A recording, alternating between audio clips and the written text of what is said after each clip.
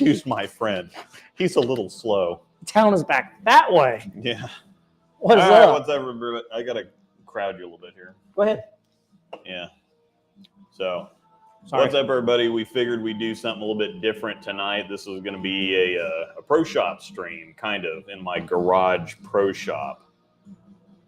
That's actually just drilling equipment in my garage. It's not a garage pro shop. There's no fitting equipment here. Yeah, there's no fitting equipment here. I have like 10 bits, 8 bits.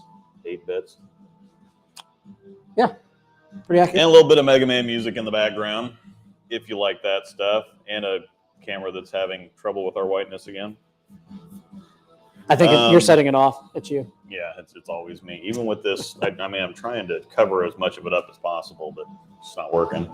I mean, if I took my beanie off, it would do it. So. Yeah. So, anyhow, to get started, we are repping the Norseman Brewing Company beanies with the little pom-poms on top. I think Nala ripped Trevor's off. She did. It looks ridiculous now. So he's got a beanie with like 2 strings up top. Yeah. It's pretty good. We don't have any Norseman beer tonight, but we are drinking Oscar Blues New England style IPA Thick Haze is what it's called. So we got a few things going on. I had some stuff to work on, and my picture of the ball that I poured the other day has been pretty successful, and a lot of people liked it. And so I thought, well, I've got some other stuff to do, and Jonathan's drilling brand new Hyroad. So I thought, why not just come up to the shop? We were having trouble thinking about topic. Yep. Yeah, we're having trouble coming up with a topic because doing this every week, there's only so much stuff to talk about. We might also give you updates on the TOC qualifying that's going on right now. That's on Flow Bowling for those of you that have that and or are interested. So spoiler alerts. Yeah. Also, go ahead. This will give us a way to show there's a bunch of stuff that we're doing tonight. So Yep. I've been meaning to show Reacta Skuff on my poor Idol Helios. Bright balls normally get fairly dirty. So this one's pretty dirty. It's pretty dirty. It's also a little shiny. And I haven't used it in a bit, but I wanted to bring it back out and check it out because it rolls so good. It's just a little strong, a little flippy, but I want to give it a shot. And so I'm going to clean it up. So I'm going to show you this is the before Reacta Skuff. I'll show you the after Reacta Skuff a little bit later. Also, let us know if you can hear us. We got the other microphones going on. So if we're too quiet, too loud, whatever else, just let us know. Yeah, if the background music's blaring in too loud, yeah, please let us know. I was going to suggest too, while we were on the topic of topics, leave in the comments or after we're done with the video, it's archived. Topic ideas you guys would like to talk about. Yeah, because we definitely could use the feedback on that and something we can helps us pick and choose because, like you said, week to week it can get tough. So and it gets tough, and we want to talk about what you want to hear about too. Yeah. So we're not just thinking about we want to sit here and talk about this. Just give us ideas for stuff that you want to hear about. Right. But this is a pretty popular thing. So like I said, we can show you. Jonathan uses switch grips, so we can show you that. Show you grip installation. Show you how to properly do that and make sure that is okay so that your ball doesn't crack or so you don't have any other issues. I've got a ball that I need to cut and finish that I think is going to look pretty good. I have a ball that I'm going to cut and then continue plugging. And so we've got all kinds of things to do in here, several things in several different stages. So I thought we'd just hang out here, and we're actually closer to the fridge too. So here in frigid Topeka, Kansas. Because reasons.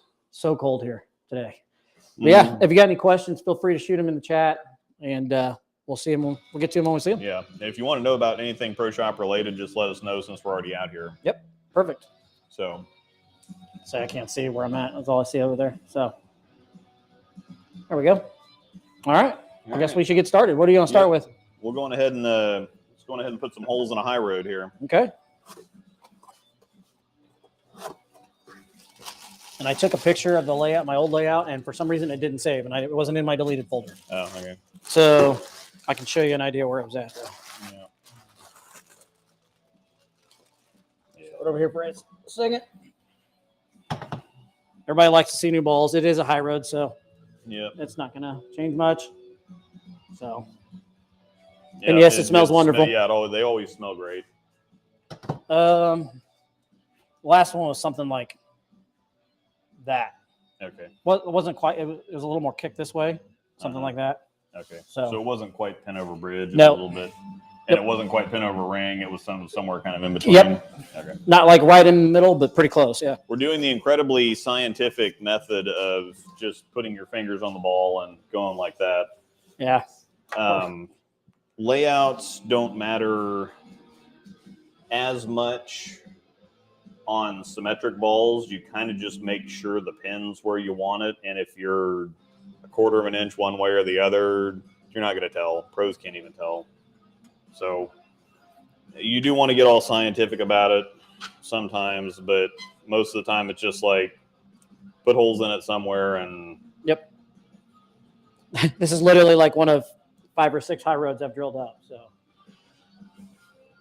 I know what this ball does, and it definitely needs to go back in the bag. So yeah, and I just drilled one a couple days ago. I didn't end up throwing it Tuesday night, but I probably should. Well, I thought you don't did know. in practice a little bit. Yeah, I threw it a couple times in practice, but it's hard to go away from that X2 No, I get it. there. So Lovely gauge ball. yeah. Yeah, nobody really had a great time last night. So Nope. Eddie had a good last game, and I think Tim had a pretty good last game too. Yeah, he went like front 8, no, front 9. Something like that. Front 8, I'm pretty sure. Okay, Yeah. What do you think about that? Fingers will go right about there. Yeah, that'll work. That was pretty close. Yep. Okay. I do have baby hands, just FYI. I'm doing in here. Check the chat here.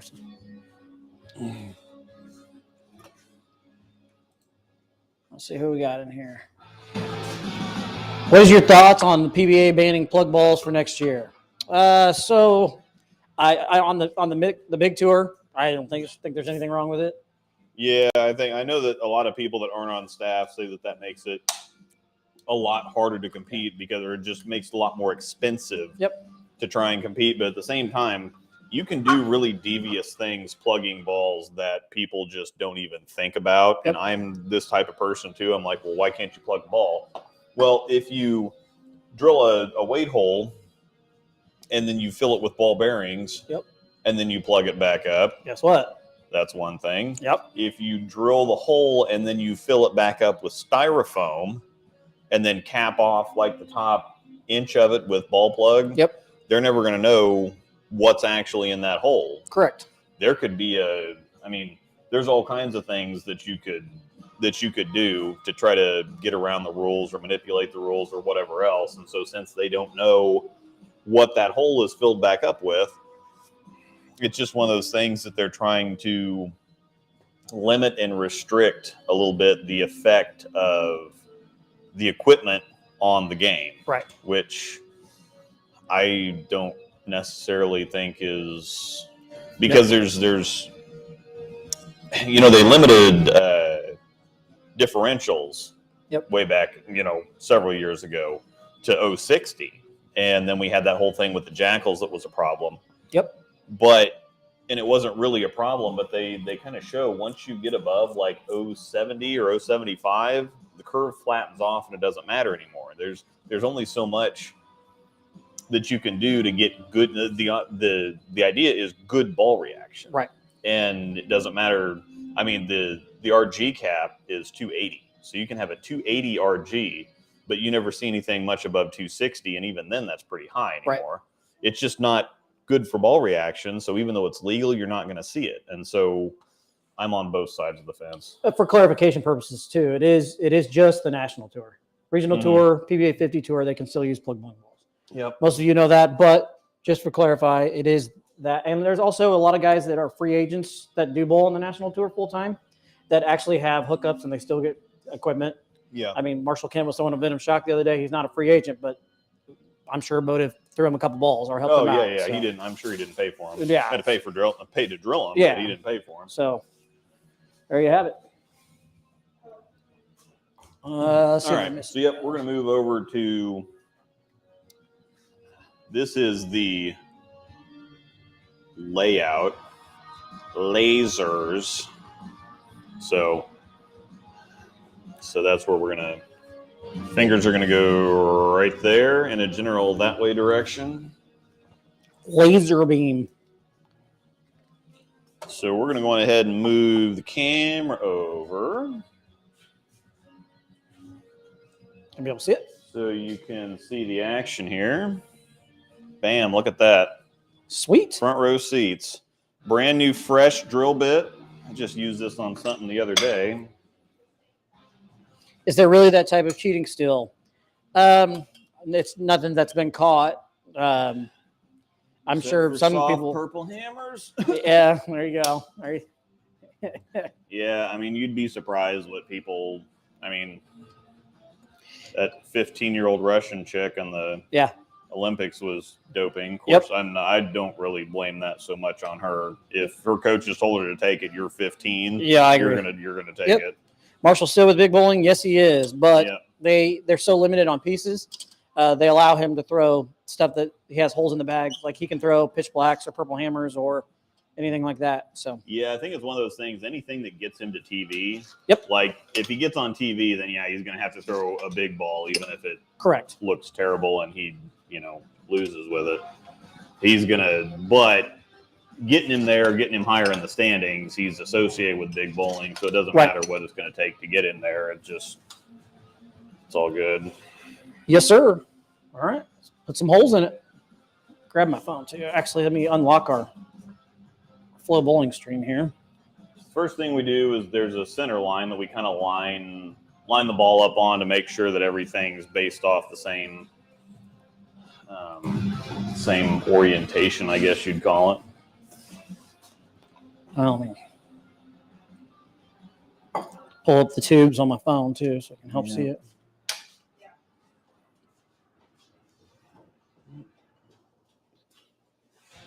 Years ago, did they only allow clear plug? Yes, that's been a long time ago, though. Yeah.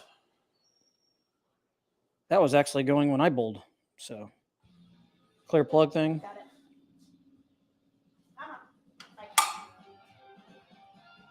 Well, besides the purple hammer. Yeah. All right. Get everything lined up here, and this might get a little loud, so bear with us. Plug your ears, baby.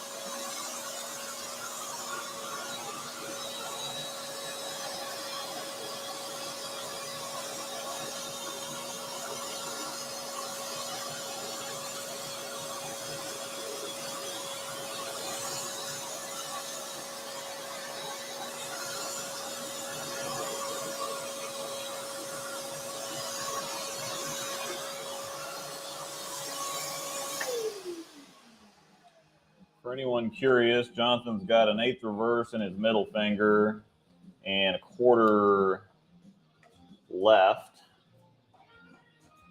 In his ring finger, he's got 0 forward reverse and a 1/2 right.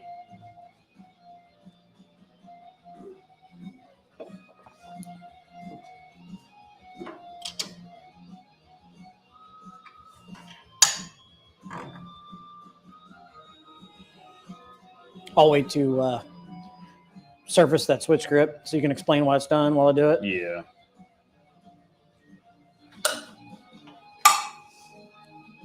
Sorry, checking. Yeah, I've got one to put on the way to his fingers still. Oh, yeah, no problem.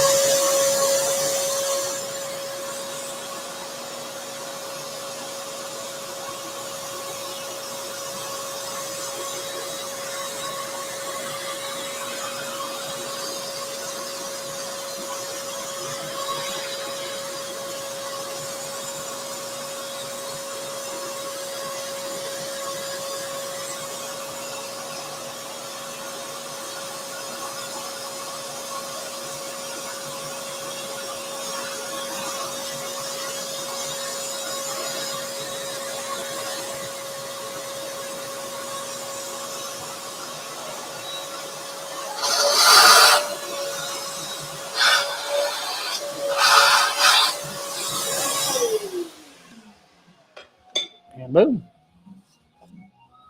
All right, so he uses Turbo Quad Classics in black. They have the little power oval end on them, but they don't have any kind of texture or anything inside. It's just all smooth. So, but I do not use the power oval side. No, he just uses the regular oval side, and so I'll cut the power oval end off. It's just easier to get grips in. That side doesn't really need to be there, so.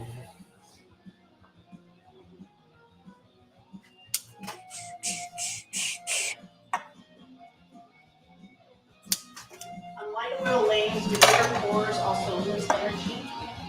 Not necessarily.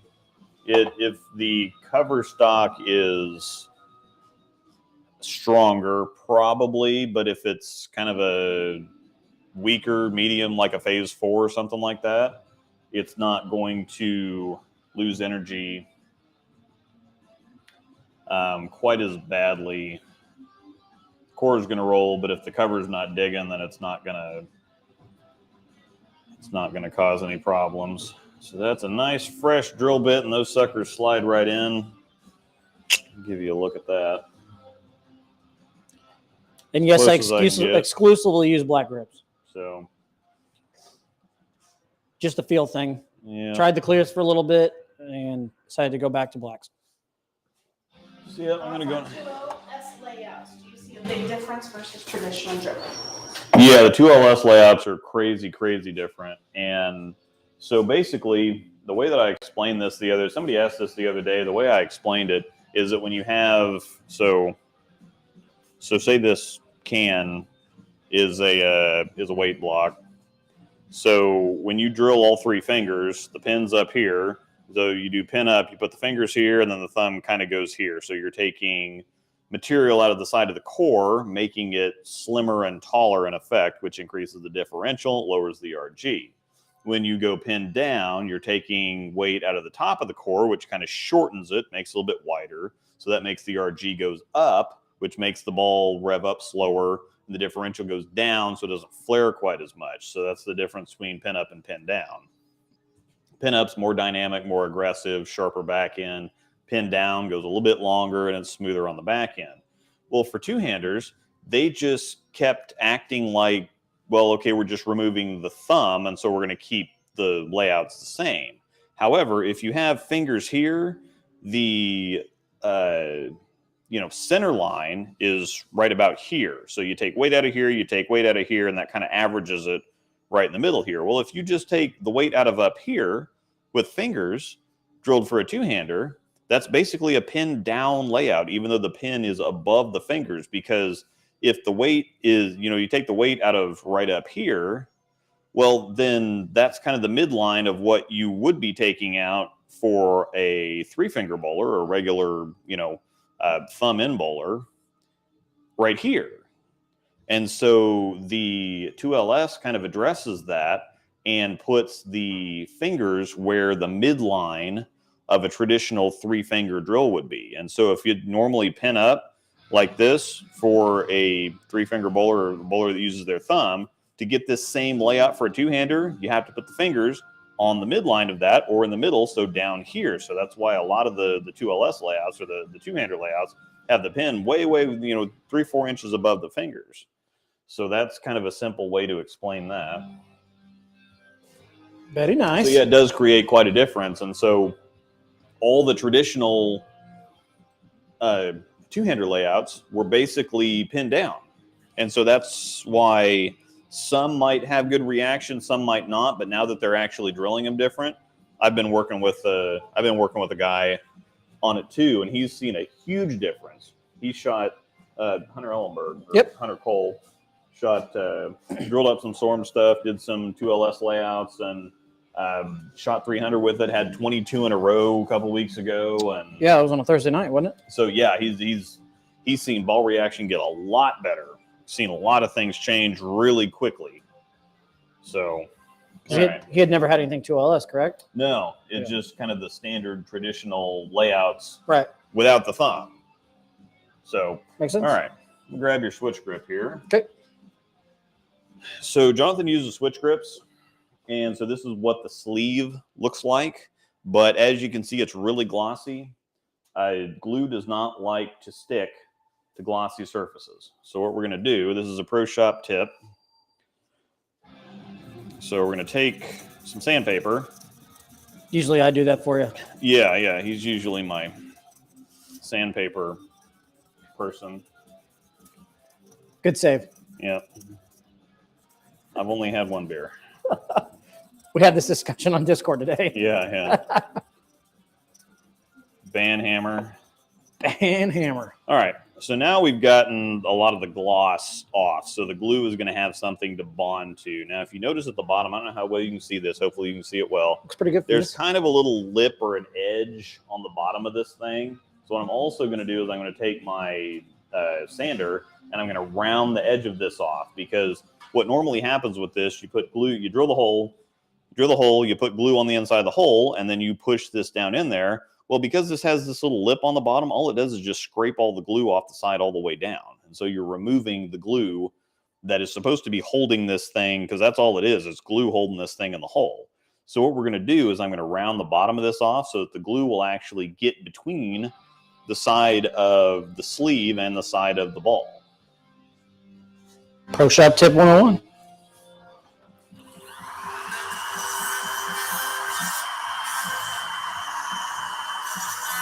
You gonna turn it? Yeah, turn a little bit. Okay. Angel, tell me when. So I'm just taking our regular bevel sander here.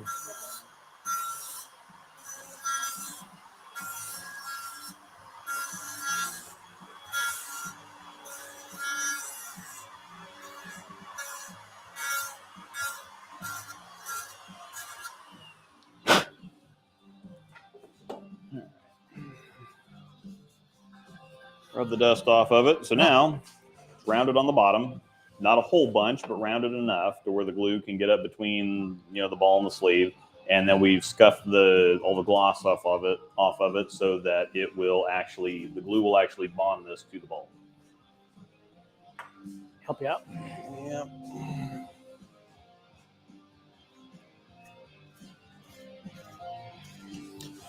Also, as a quick note, the Bowler Show starts again on March 6th, which is a Sunday. We've already booked Tom Clark, who's the PBA commissioner, Matt Cannizzaro, who is the USBC communications director, and Matt McNeil.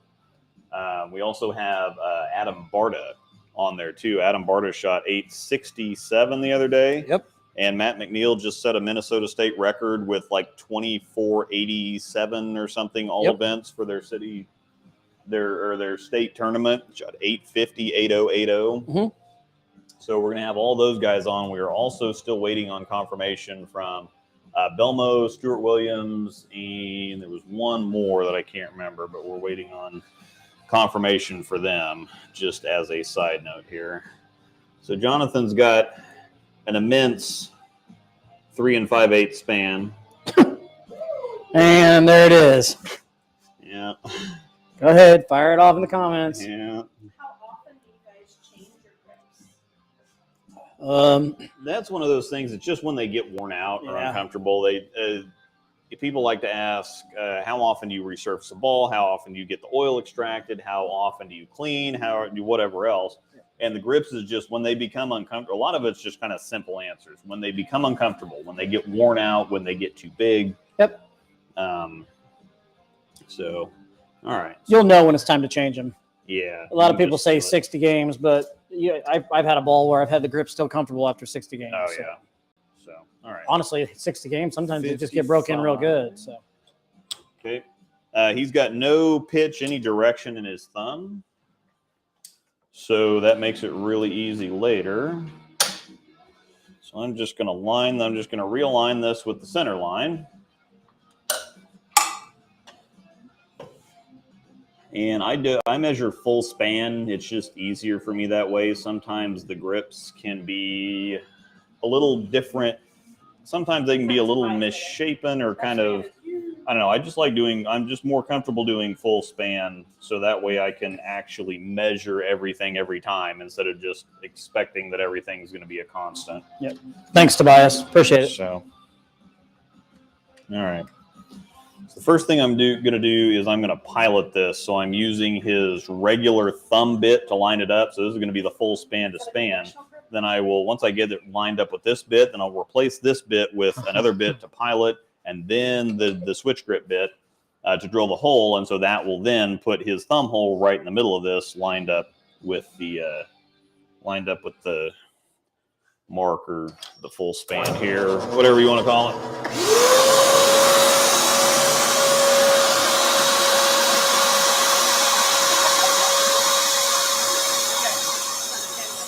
Yeah, that's fine. And this is a measure once, cut twice type of deal. So I just want to make sure that looks good. They're in here razzing me about my span, of course. That looks good. No, it is not conventional. Yeah. All right. So 1 3/8 bit. The turbo switch grip bit is 1.5 inches. So I'm going to use this bit to pilot, and then I'm going to use this bit to finish it off. It just saves some wear and tear on this bit.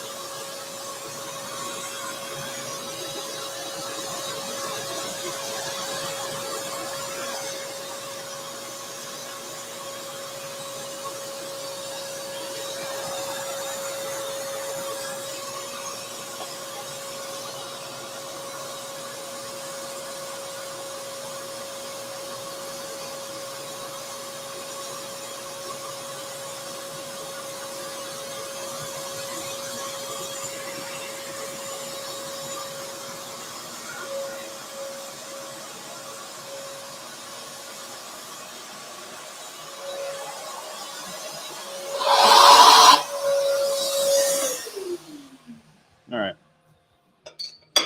So the way they make this the same depth every time, or they know how they're going to get there, this has a collar or a stopper on it. So all I have to do is drill down until this hits the ball and stops the bit from going any further, and we're done. Now, if you have ever had one done in one shop and then gone to another shop and they did it for you and it came out wrong, pro shops will reset these collars so that you have to keep going to them to get it done right. So a little inside information there.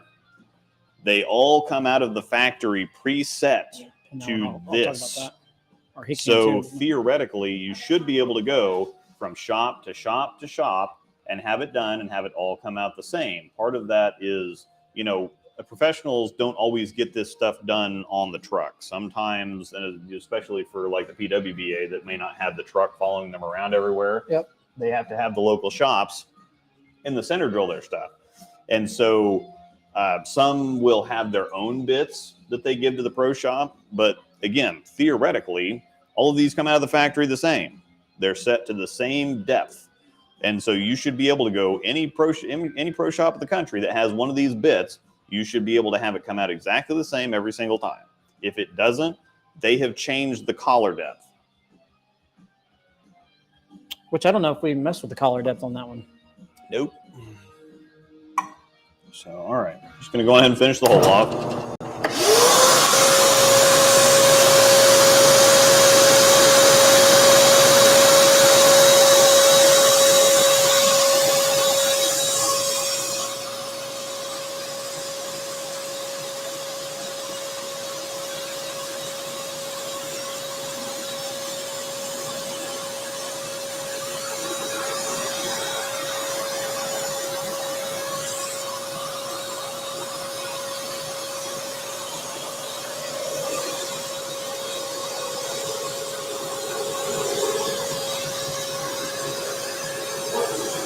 buddy.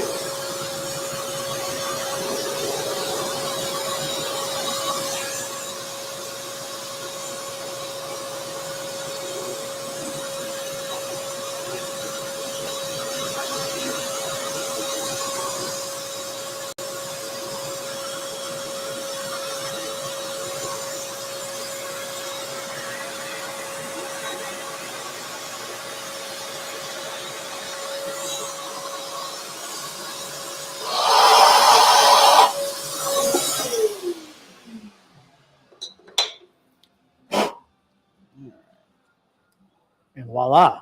Yeah, wipe all the dust off the inside there. All I'm going to do is take my little glue bottle here and kind of slick up the sides. This also has a little, this is going to be really hard to see. This has a little notch down there on the bottom, on the side, or on the top right here. That goes in the same spot every time. This normally goes on the back side of the hole, so it tells you what orientation the lock piece is down here, the little locking mechanism where you just put your thumb in and turn it. So the little notch kind of designates the back of the hole. So I'm going to line that notch up when I drive it with the center line here. Well, it's time for a new glue bottle. And I want to put the glue down in the hole. If you've ever had circular cracking up around the top of either your fingers or your thumb, it's a product of getting glue too close to the top of the hole, because it makes the cover, it gets in the cover stock and it makes it brittle because the glue expands and contracts at a different rate than the ball does, and there's just no reason to have it up there anyway. Are you going to go ahead and buzz out the sleeve too when you're done? Yeah, that's what I thought. I didn't know. Yep. I couldn't remember if you've been doing that every time or not. Yep. Yep. The inside of the sleeve is also very slick, and so sometimes that can create kind of a vacuum effect when you're putting the thumb hole in and out. So buzzing the inside of the hole kind of freshens that up and allows air to go between the inner slug and the sleeve. As well as course can expand in too and stuff at times. Yeah. So puts pressure on it. Yep. All right. And this is the easiest way to do. This is the reamer bit that's going to cut the top of this off, but it's the easiest thing to drive it with too. There's no reason to have to take it off the press. These go in pretty easy, and so I just kind of guide it down there.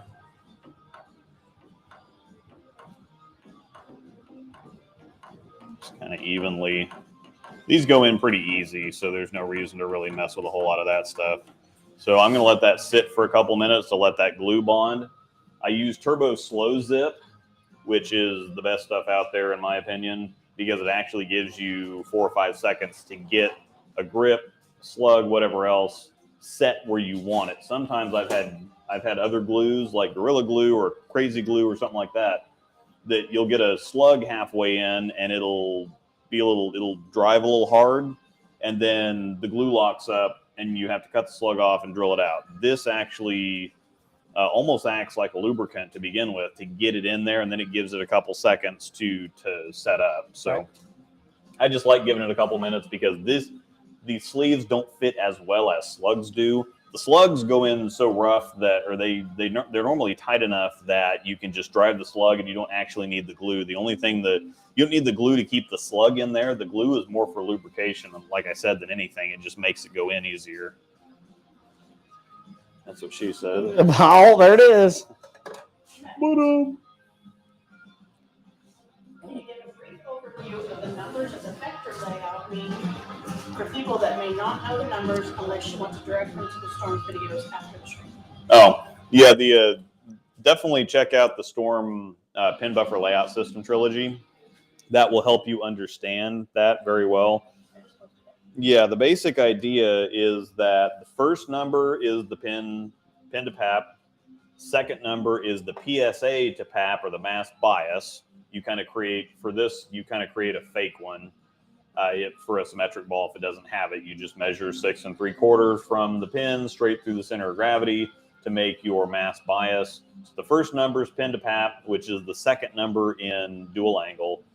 The second number is basically the first number in dual angle. So the second number of VLS is the mass bias to positive axis point, or the drilling angle. And then the final one is the pin buffer measurement, or basically the val angle. And so it's a different way to get to the same place, but I like VLS system better because it deals with actual ball measurements for all three numbers. And so it helps me get a better picture in my mind of where the core is positioned, how it's rolling, things like that. So if you have a 3 3/8 inch, that puts the core kind of on its side, which, a 45-degree angle also does the same thing. So it's not anything spectacular, revolutionary. 2LS is different. 2LS is the first two numbers match up with the VLS numbers, but then the third number is different. It's not a pin buffer number. So next. The Toller's track has lowered down the ball some. Can you change spans and pitches to bring it back up? Sometimes yes, sometimes no. You can use fit to alter mechanics, or to try to force mechanics or force a change. I don't like doing that because the fit needs to be comfortable, period. I don't like using fit to produce an effect other than comfort. Yeah. So it's probably something to where you're throwing the ball differently. Angel's had the same thing too. We had to remeasure her PAP, and so you've noticed probably if you go back and watch a video from a year ago, her layouts were like 5 by 3.5 by 3.5. Now they're 4 5/8 by 3.5 by 2.5 because her axis point changed. She used to have she had a higher track, and now she's kind of spinning it a little bit, which has helped her ball reaction, but it's a physical thing. It's been a physical thing. So it's a result of her throwing the ball differently, not a fit thing. And I wouldn't use fit to try to get it back because what she's got now is comfortable. Makes sense. You have time for one more, or are you going to get it in? All right, I'm going to go ahead and cut this thing off. Okay. My reamer bit, when these are brand new, they're really, really, really sharp. And so you're going to scrape the top of the ball. So normally to break those in, I like to cut plug with them first, just to kind of tame that edge. These are in the perfect spot. So you will see a little bit of polishing on the ball, but I should be able to get this down pretty close without hurting the ball at all. Famous last words.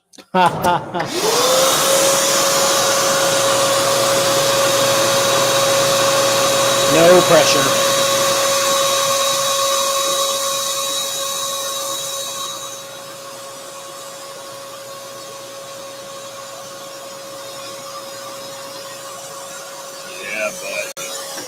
Just like that. Woot. These are actually kind of easy to cut down, though, because it's plastic. So it's not as hard. Man, that's perfect. Hopefully I can give you guys a good vantage point at that. So this is a good way to, number one, make sure that you're calibrated. So I'm at 0, and that 1 doesn't matter at all. That's 1/1000th of an inch. So I'm calibrated. So it's also easy to use. Once the lines start disappearing, you can kind of tell that you're down there. You can also see this small kind of polished ring around the surface of this. But yeah, I cut this thing clean. There's no anything sticking up. And so this router bit is, it's definitely in the right place. It hits a sweet spot. Once you get that edge knocked, that sharpness edge knocked off, then you can control the cut of slugs. And how many balls do you like? What's your max number of balls you want to do before you get them sharpened? Normally with drill bits, I'd say about 100, 75 to 100. It'll probably do before you want to start changing stuff. With a reamer bit, I'll cut a couple hundred slugs before it gets bad. So I think I don't think I've had I got it new 7-8 months ago, and I haven't sharpened it yet. And now it's just in the sweet spot now, so I don't want to mess with it. Makes sense. And somebody asked in here about when you know when to sharpen up. The answer was I have to start pulling Yeah, and that's the other thing. The bits will get dull and they won't cut as well. They won't. So that's something that you'll notice when you have to pull on it harder to drill the hole. So what I'm going to do now is I'm going to take the markings off here. Don't want to get me fined. Yeah.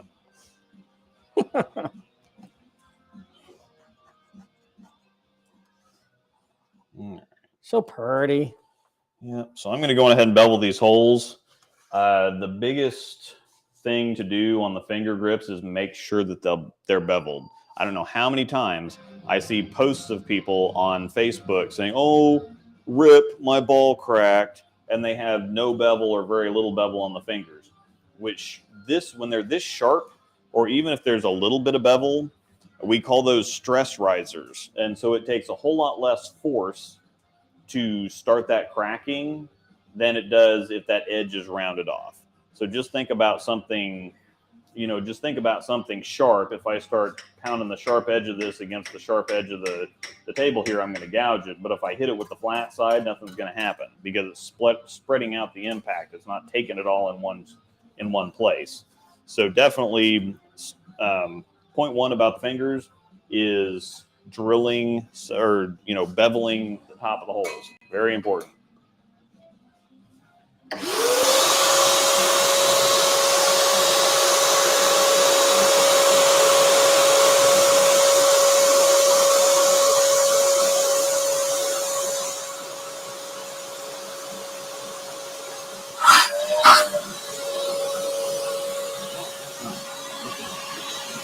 There we go.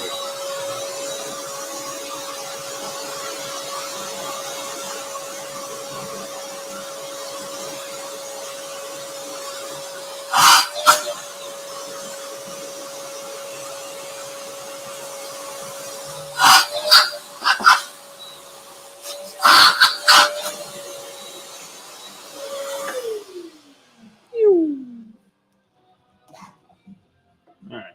So we're going to put the grips back in. We're going to have him check those real quick. Make sure it feels okay. Oh, you need a little more out of the middle. Okay. Ring needs, honestly, the ring just a little more. This one needs significant work. Okay. All right. Did you want to put your fingers in before? Oh, yeah, I guess I might want to. Okay. Feels pretty good at the top, actually. So, funny tip, I actually use the same size grip in each finger. Yeah, that's not a common thing. Anthony Judd actually used a bigger one in his ring finger than his middle. Really? Finger. Yeah. So I'm also, it helps me when it comes to picking out grips.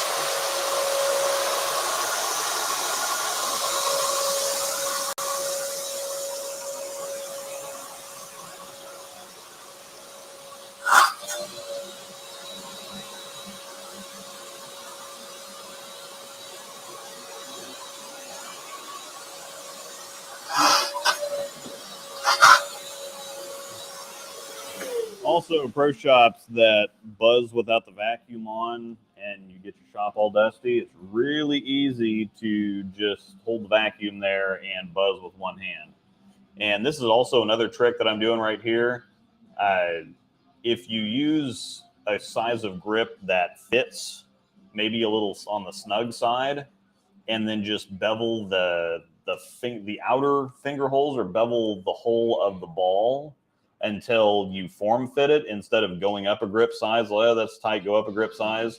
You can form fit it to your fingers a lot better. It's kind of like a hybrid vacuum grip. Trying to decide. What's the reason for drilling thumb or finger holes deeper?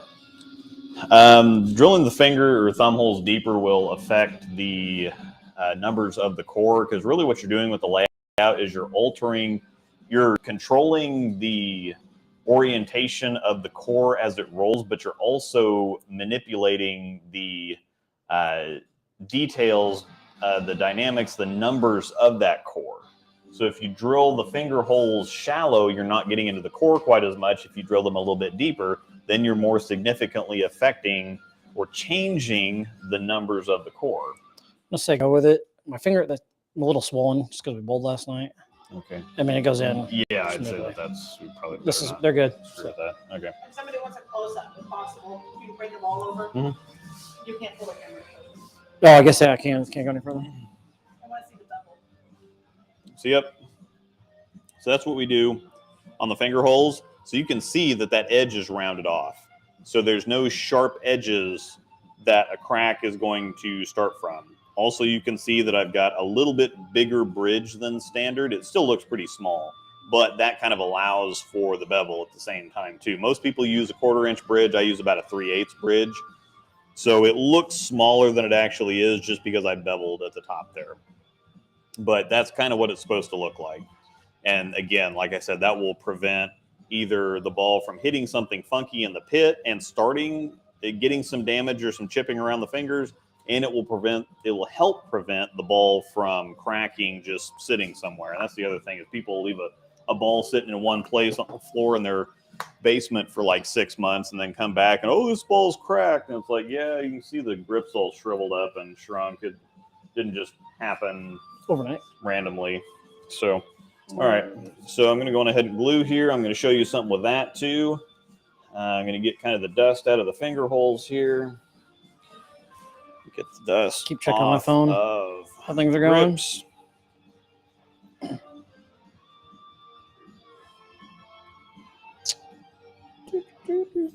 Now the way to glue grips in is I always drill, because you can see that the sides are kind of sticking up. Some places will cut these off, which is the dumbest thing I've ever heard of. So if you glue with the bridge side first and you glue the grip even with that, then when you glue the outside edge, you just push it down, then you don't have to cut anything off. These grips are actually poured and contoured to be comfortable. As soon as you cut the top of the grip off, then all of a sudden it's sharp and uncomfortable and nasty and stupid. And Now they stick up more common for vacuum grips, so don't they? Huh?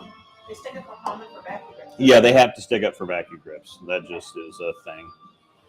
Now can you cut off more of the grip maybe to not have it as much? Yeah, you kind of have to if you go to nationals anyway.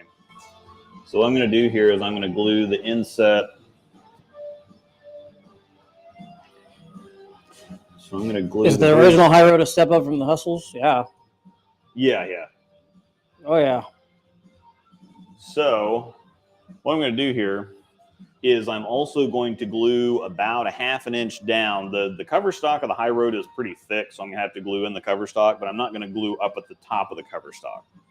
Number one, that gives you flexibility of the grip on top to kind of expand and contract, more form fit your finger. If you glue it at the top and glue it all the way around, then you spread it out and makes it harder.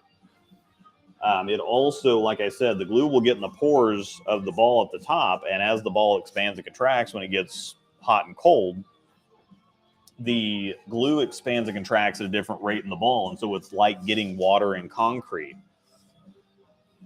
So that's why if you've ever seen the little spider cracks, little small cracks around the finger holes, that's from glue in the cover stock.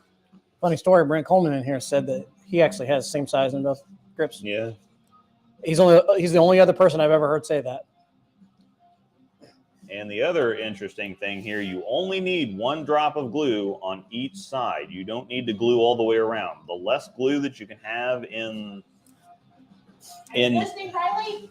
Yeah, the less glue that you can yes. have in any of these holes, the better off you're going to be. Because like I said, you want enough in there to hold the grip in there. You don't want so much that you're causing problems. And actually, if you put too much glue in there, there's a bigger chance that the grip will come out, believe it or not. People like really glue them down. And Trevor was telling me that. He was saying, yeah, man, since you've been drilling my stuff, I haven't had a grip come out. And I'm like, yeah, that's because I only put 2 drops in there. That you only need enough to hold the ball down. If you put too much in there, then it gets brittle and dry. You know, it's just one of them weird things. Yeah, Riley. What if it's basically like too much? Yeah, it's layer probably stuff between the grip and the. Yeah. There's just too much, so it doesn't really bond. It just kind of dries up and. Okay, So again, that's pretty dang close to my other layout. Yeah. That's pretty close. Might be a dumb question, but does pin placement matter for a urethane ball for a 2-hand? Yes. Yeah, pin placement will always matter on every ball, period. However, it doesn't matter, as the weaker the core is, the less layout matters, because you don't have the layout. Again, the layout, you're altering core dynamics and you're also changing the orientation of it rolling. But if it doesn't have that much of core to work with, it doesn't really matter. Like you can put a turbo on a smart car, but you're not achieving much. So that's basically, or you can tune the engine. It's like tuning an engine. You can tune the engine of a smart car, but you're not going to really accomplish anything. If you tune the engine of you tune a stronger engine, then yeah, you're going to. Can you, if you put a turbo on a smart car, could you drive around saying hashtag driven to bull? Yeah. Sorry, that was stupid. Just had to say it. But Tiss. All right. So now we've glued the bridge side. You can see that the sides are still sticking up. Instead of cutting those off, I'm just going to glue. I'm going to push the grip down, and because the slow zip gives me time to set the glue where I want it, or set the grip where I want it, I can go on ahead and put a drop on the opposite side. There's also these wonderful things called flexi tips too, to help you get the glue further down in the hole. So I'm just going to push this down, hold it, line it up with my thumb. Just gonna hold it here for a few seconds. It'll lock up and we'll be done. Honestly, most of the guys on the PBA, the young guys doing there, where they cut the grips, it's because it speeds up the process. They're just trying to change them out real quick. Yeah, it does, but it feels and they get them dime a dozen in grips, so they just cut it and they don't care. Yeah.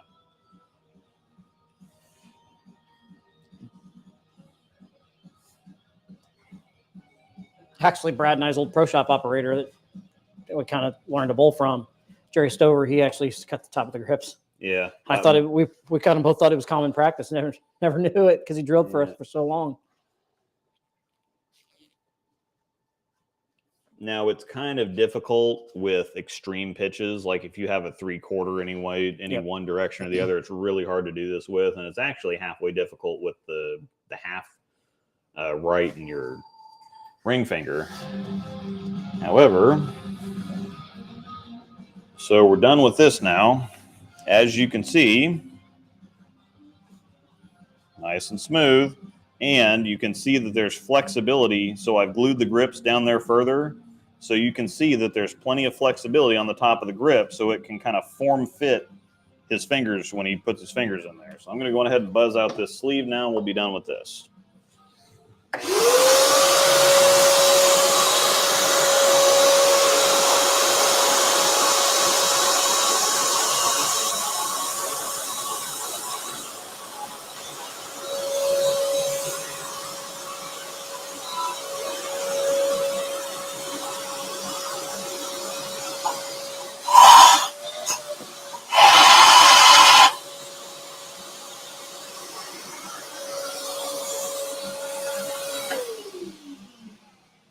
Just like that, that's perfect. Slap a thumb in that baby. She's good to go down the lane. Yep. I'm going to just let this bad boy lane shine. I'm not going to Reacta Skuff or anything like that. Okay. I'll let you toy around with that for Reacta Skuff. Yep. That's what I'm going to do next. Okay. So, yep, we are done with the Hyroad. Finished product. Yep. That's how you do it. With that ginormous hand span. Yep, yeah. All right. Next up, Idol Helios. I know it was hard to see earlier. It's kind of dirty. So hopefully you can see this well. Probably not. Maybe we're in better light here. Yeah, it's dirty. I don't know how well you can see it, but it's dirty. No, that looks okay. Much, dirtier. So yeah, it's dirty. Yes, so, Brent, that's a Hyroad. What I like to do, I have an industrial size bottle of Reacta Skuff. So I'm going to show you the logo first, because this is the first side I'm going to do. So this is what the ball looks like. It's dirty and it's shiny. So yes, Luke, you still work in a pro shop? yeah, I still work in a pro shop. No, this is not a pro shop. I don't have a garage pro shop. I have drilling equipment in my garage, not a garage pro shop. Once again, proof. How am I garage pro shop when I have that many bits? You see how many bits are missing? Exactly. All right. So, Reacta Skuff. This stuff's amazing for taking shine. So if you have something that comes out of the box crazy shiny, you can use Reacta Skuff on it to take to shine it up, or to not to shine it up, to take the shine off. Do you have a 3,000 pad back here? I got a 4,000 pad right there. That's what I've been using. I'll go ahead and just put 4,000 on it. Okay. Do you need this right this second? Huh? No. But this is also good for your sanded stuff. If you want to put some surface back on it and clean it at the same time, you can see that this one's kind of dirty. So this gets a really deep clean on it. Plus it's got some grit in it to freshen the surface up. So we're going to go ahead and do this on one side here. And I'm going to show you how this stuff works. That's why I've got the big bottle, because I use it quite a bit. It doesn't take a whole bunch.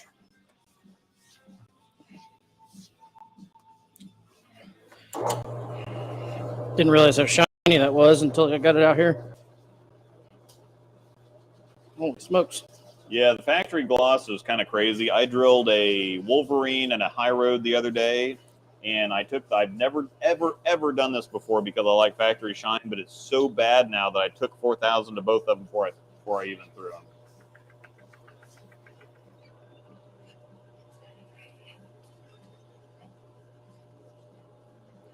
Did you do it on the spinner by hand? I did it on the spinner. I might do that when you're done. Did it on the spinner with water because, yeah, it doesn't really do a whole lot when you're... I don't know if I'm going to use water.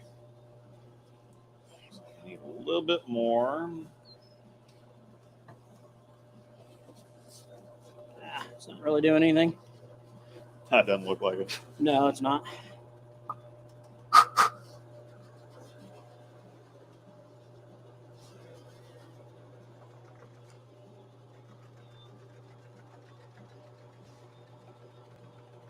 Is the Hyroad getting thrown tomorrow? It's possible. Oh, it's going. I actually used to throw it there at Royal Crest quite a bit. So, good chance it goes down the lane. I found an actual pretty good look there with a Black Widow Ghost. So, aside from the dirt that's still kind of in the labels, that's what it looks like now. You can still kind of see that there's a little bit of track wear here. So to get a real deep clean on it, I want to go stick on the resurfacing machine and kind of get this stuff out of here. But this is a really quick way to clean it up and knock down some of the stuff on the surface, give it a little bit of sheen back to it. And, you know, by comparison, you can see the other side of the ball is still pretty filthy. So this is the side that's not Reacta Scuffed. This is the side that is Reacta Scuffed. So I'm just going to go ahead and finish this off. We'll take a look at it afterwards.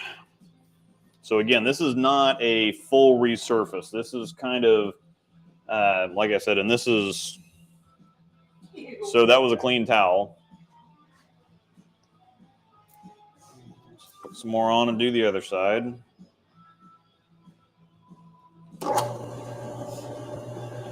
does the Hyroad complement the camo? The camo is kind of earlier and smoother. The Hyroad goes longer, is a little sharper, and it's stronger also. Where do you get a bottle of Reacta Skuff that big?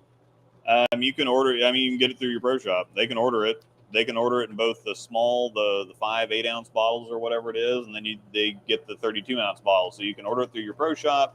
You can order it at stormbowling.com. Speaking of stormbowling.com, we have a new belt out. So you've seen the kind of white and teal belt that I've been wearing in the last couple reviews. Oh, is it the black one? They have a black and teal belt now that just came out today. Plus, it's got a metal buckle on it now instead of the plastic one. That's why they discontinued the white one, because people were having problems with that plastic buckle. I haven't myself, but it's not very sturdy. And so they redesigned both the color and the buckle. I used to always wear the motive belt. It was mostly just the buckle, though. Yeah. I love that thing.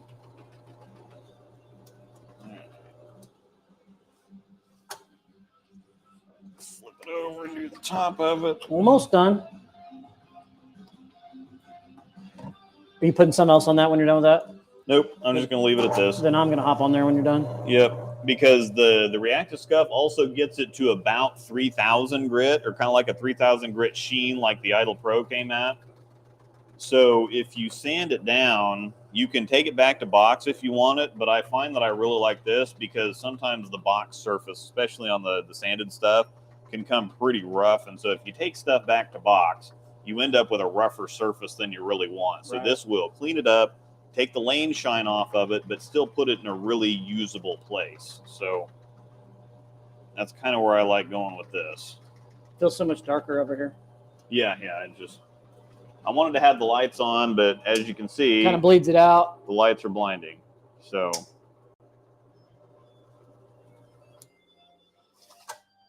what are your thoughts on the home rejuvenators? They're not great, specifically because they use heat to extract the oil, and bowling balls can only go up to, they have points at which you void the warranty. For motive balls, it's 140 degrees. For storm balls, it's 125. And so the rejuvenators, you have to keep it at a pretty high heat for 30 minutes, an hour, 2 hours to get the oil warm enough to where it kind of runs out of the ball. Yep. Something like a Jayhawk Detox will actually extract the oil at a much safer temperature. Plus, it's in a water bath, so it keeps it moist. It doesn't, doesn't dry the ball up. It doesn't make the cover stock brittle. So the Detox is, I mean, the home rejuvenators are better than nothing, but they're still not crazy safe for the ball.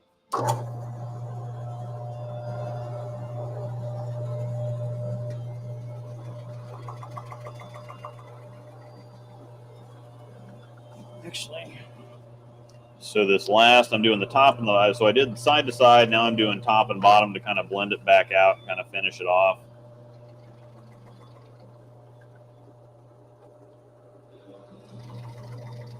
So like I said, Reacta Skuff has both an abrasive and a cleaning agent in it. So you're both scuffing up, obviously, the cover stock, and you're cleaning it at the same time. So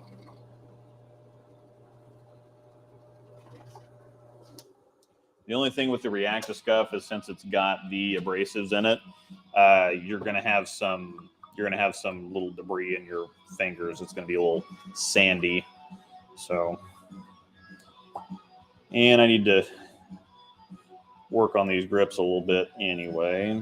So I'm going to leave this out. So now that we're done with the Reacta Skuff, this is what the finished Idol Helios looks like. You can remember that there was a bunch of dirt around here, but now this is kind of what it looks like. So you can still see that there's a sheen on it, and you can still kind of see some track marks here a little bit. That's not the track, it's from coming back on the track.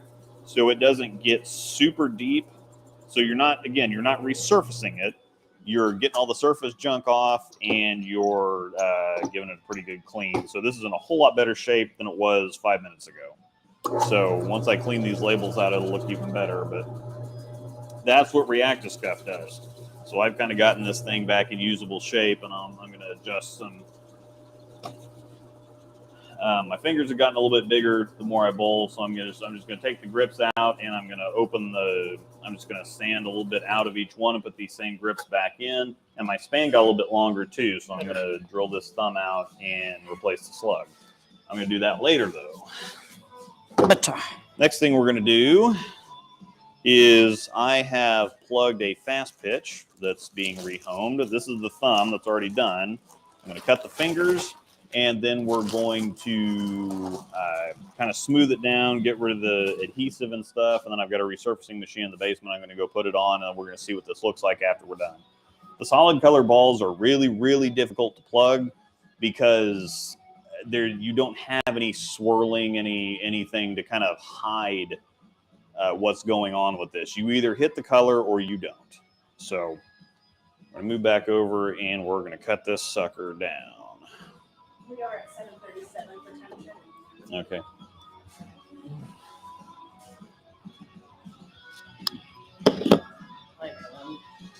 Yep. Okay.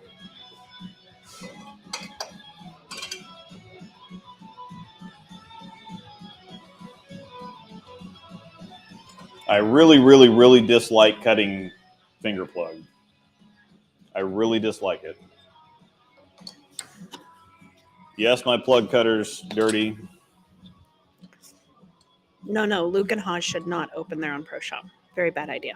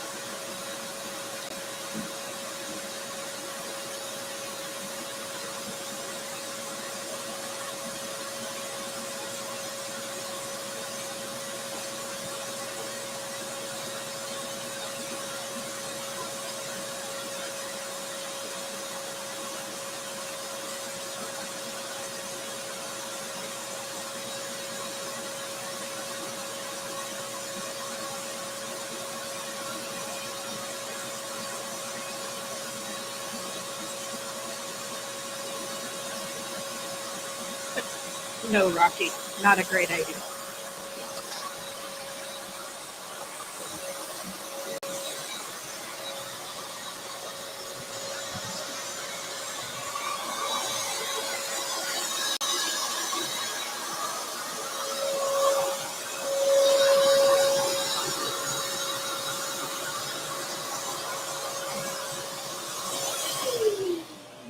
All right, that's completely normal for that thing to kind of shake all over the place. Ready for another beer?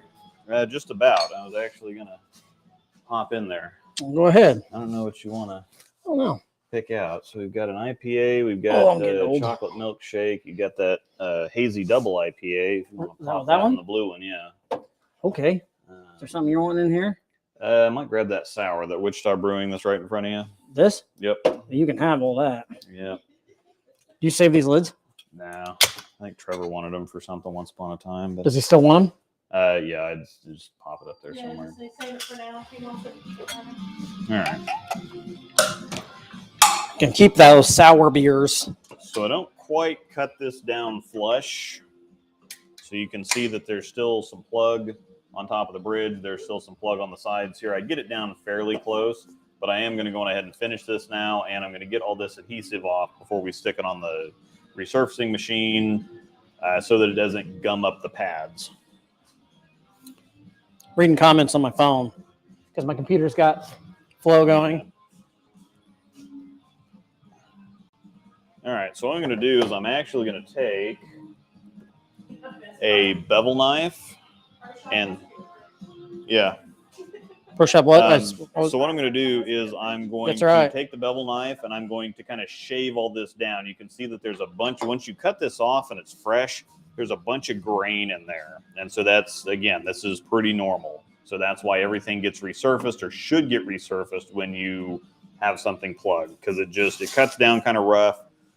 But the easiest way to keep from having to put it on the resurfacing machine and then have it take so much of the ball down to get rid of this grain, bevel knife, shave the grain down, get rid of this adhesive, and then we go stick it on the machine. So all it has to do is really just kind of even the surface up. Fast pitch.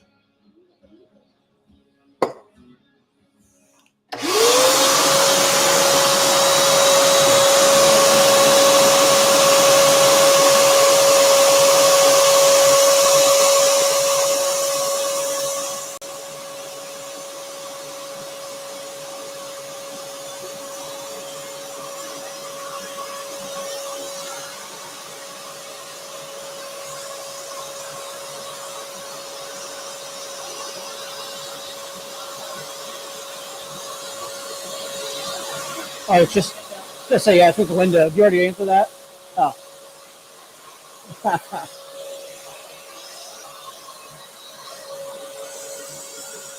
It's not going anywhere. I know.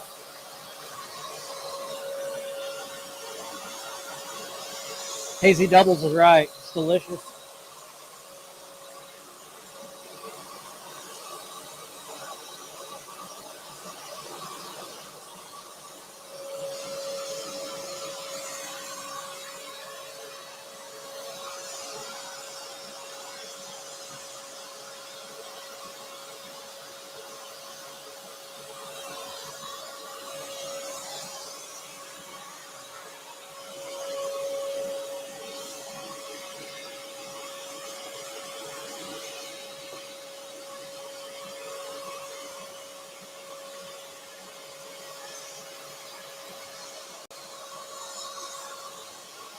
Forgot to look.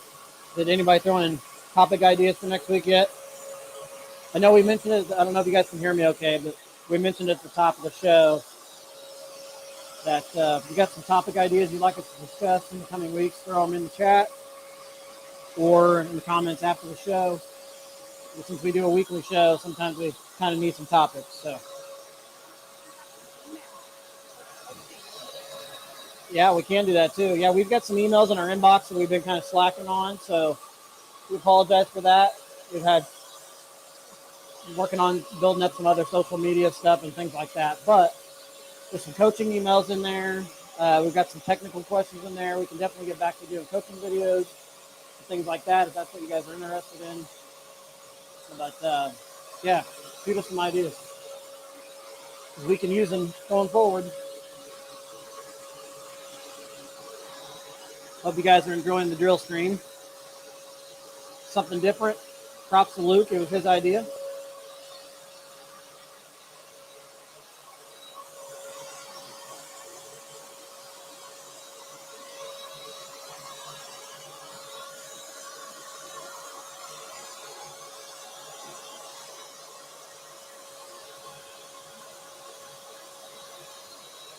John, that's a good idea. I like that.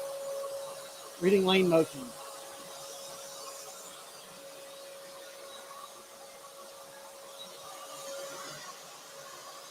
What makes the OG Hyroad such a better ball than the Max? In my opinion, just versatility. The OG Hyroad is just so versatile. Like I said, this is like my 5th or 6th one that I've drilled. It was painful to lose the one I had lost when I went to Motive, but definitely decided to get another one.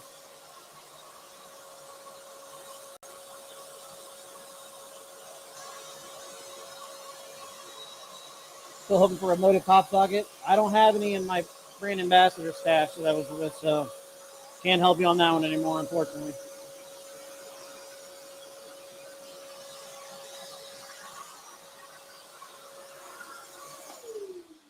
All right. It's a good topic. Reading lane Loud motion. noises. Reading lane motion. Somebody suggested. Was it John Lane? Yeah, John. Lane. Yeah, we can talk about reading. Yeah, we can do that next week. That's a good idea. Reading ball reaction. Here's a good question. I answered it, but I want to hear your thoughts. What makes the OG Hyroad such a better ball than the Max? I said versatility. Yeah, the versatility. The Max has a solid cover stock on it. It's a stronger cover stock, and it's a little bit of a mismatch with the cover and the core because the core is designed to be very simple. It doesn't rev up a bunch. It's not super strong. The cover's medium strength. It's a medium strength core, and so they just kind of work together. They built it for versatility on regular league conditions, and it's still performing well. So, oh yeah, so good. All right, so I scraped a lot of the adhesive off, and I'm just kind of taking some nail polish or acetone, whatever you want to call it, to alcohol to scrape the rest of it off. And this color match looks really crazy. Don't forget to show them that. Yep. Cameron's in here. He loves it. Yep. Yep. Oh yeah, this color match might be one of the best I've ever done. This is crazy, crazy good. Yeah, these fingers you might not even see once this is done. That's amazeballs. And these solid colors, like I said, are the hardest by a long shot.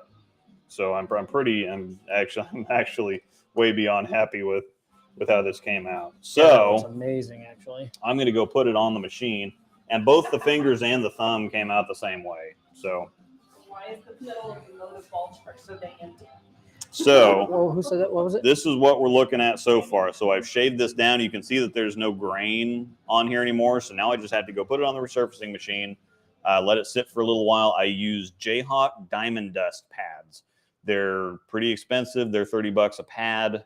So it's $90 to put those on the machine down there. But they are, they use industrial diamonds on the pads. And so these things last forever. And the ball comes out looking amazing when I'm done. So I'm going to go stick this on the resurfacing machine. I'm going to cut the other one, see what this looks like.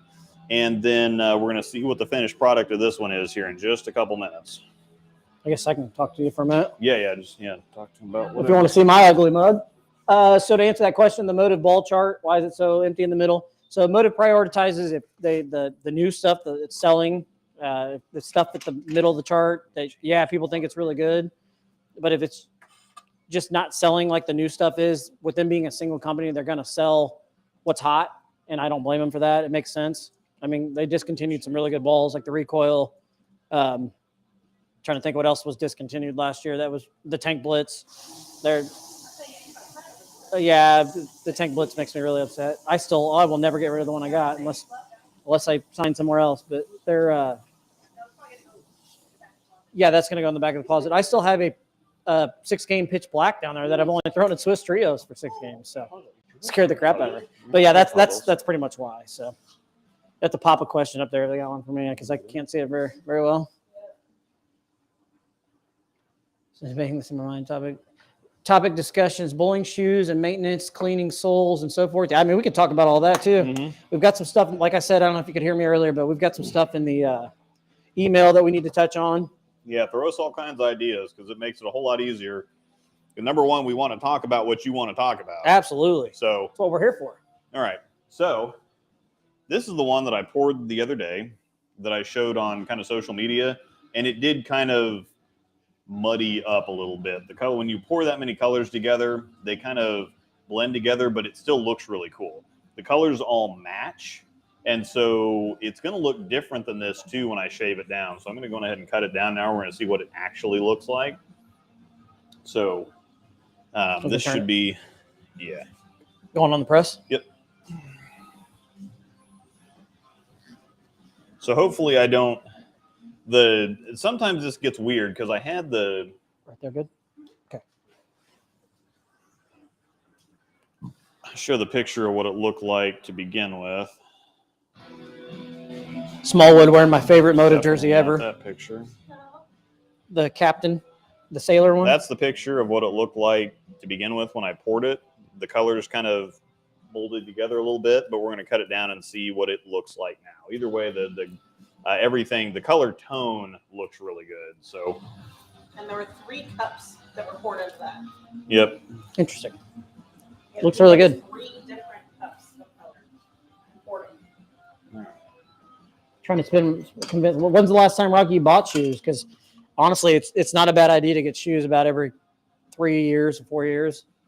Bowling shoes, you got to remember, your feet are some of the most important part of your game. Well, as I say, it depends. Is the Velcro wearing out? Mine were just, my last pair that I had, they were just getting worn out. Oh, as I say, usually people, it's either the Velcro wears out that they can't stick the slide on anymore. Yep. Or the shoe itself is getting uncomfortable. Mine were just, they weren't beat up like tearing or anything, but it was just time. I mean, I wore them for 6 years. I liked them. That was the problem.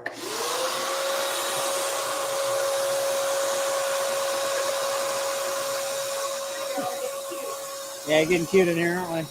That's funny.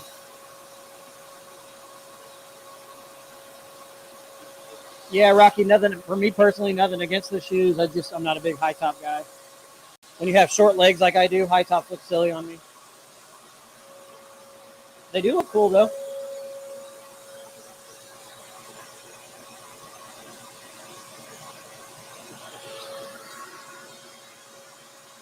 If I put a pair of high tops on, it'll look like they're at my knees.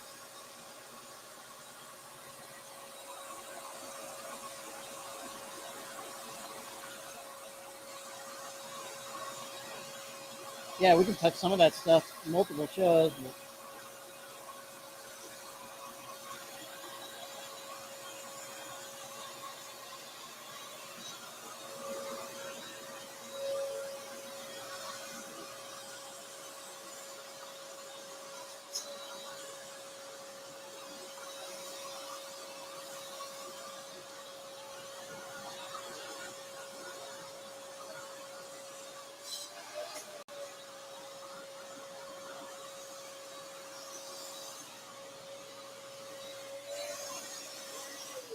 It's another thing we could talk about too is ball maintenance and why it's so important, stuff like that. So. Yeah.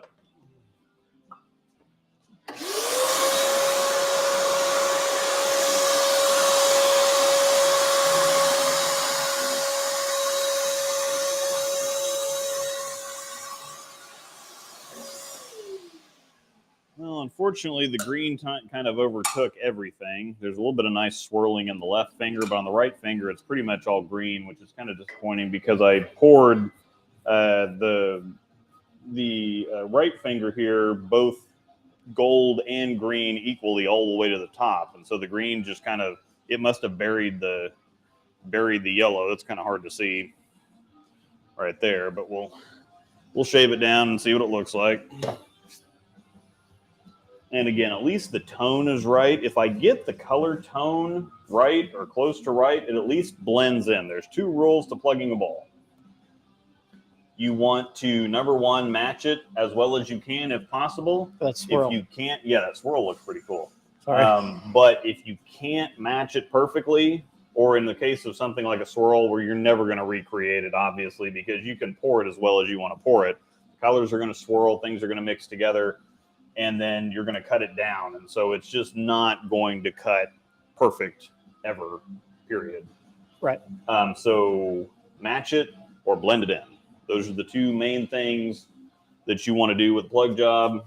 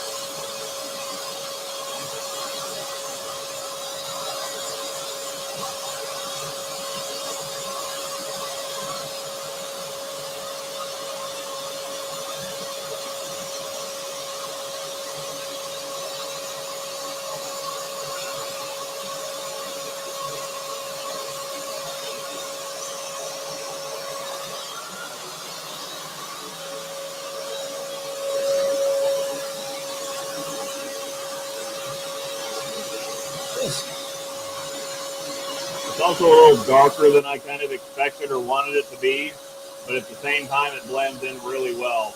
Anytime that you are not entirely sure that you're going to be able to match it, as long as it blends in, that's the goal, but it's never going to blend in if it's too bright.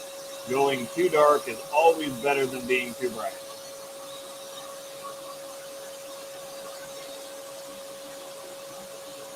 This double hazy IPA is delicious. Yeah. My waistline is furious.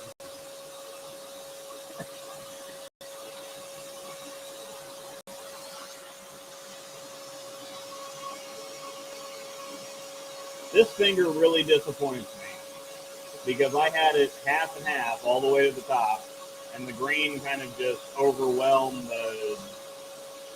I have a feeling that if you were to go to drill the hole back out, that there would be a bunch of yellow at the bottom.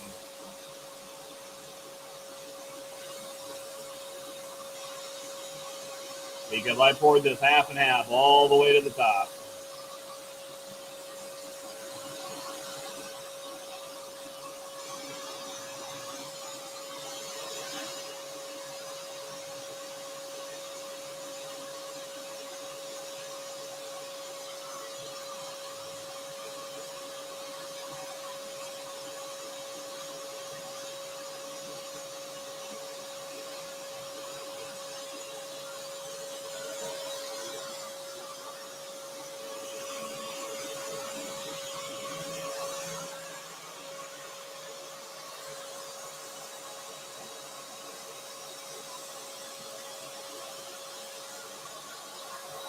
Yeah, Zach, we can talk about that too.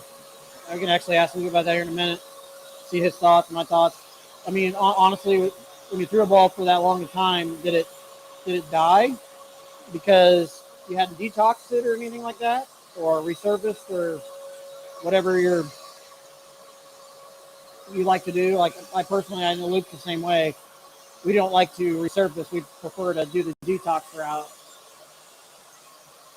Because I feel once I resurface the bowling ball, it loses the original ball shape. But that's just me in my eyes. He kind of feels the same way. But just curious question.